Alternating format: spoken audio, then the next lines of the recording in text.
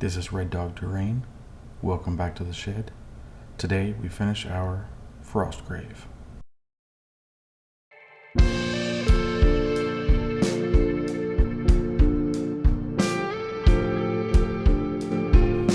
At this point in the build, we're covering everything in the secret sauce, which of course is just a mixture of Mod Podge and black paint.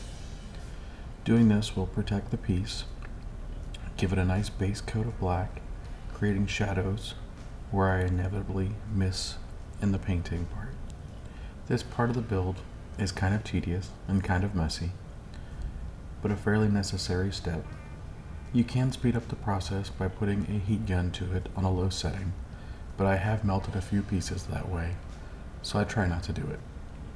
Next, I cover the part of the floor that's missing in the outside in sculpted mold. When it's nearly done drying, I run a wet finger over it to get rid of the jagged edges, and then I sprinkle on a few pebbles. Painting is next. The color I chose for the interior walls turned out way more yellow than I expected. I considered repainting it, but I knew that dry brushing and washes would change it. I decided to see how it would turn out. The exterior walls got a creamy tan color, and all the wood parts on the inside got a dark brown. I wasn't sure what color to paint this top part. Should it be the exterior color or the interior color? And then I realized it didn't really matter. Since the beginning of the build, I wanted a bright red roof and the bricks to be red and autumn colors. As with the walls, the colors are so bright and eye-popping at first, but eventually they'll start to look good. In the last two videos, I added a story. People seem to like it. However, I think I will save the stories for these paint videos. There's just too much to talk about in the build videos to try and squeeze in a whole story that makes sense and entertains. The inside of the roof got more of that chocolate brown, and eventually some of the bricks on the outside would get yellows and oranges and dark reds.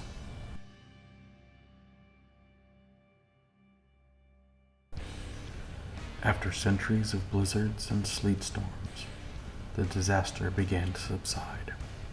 The mountains of snow and ice began to melt. Towns and towers unseen for years began to poke through. Those civilizations clinging to existence and sheltering in caves slowly began to emerge. Food was scarce, and life was a constant struggle. However, the spark of magic still remained.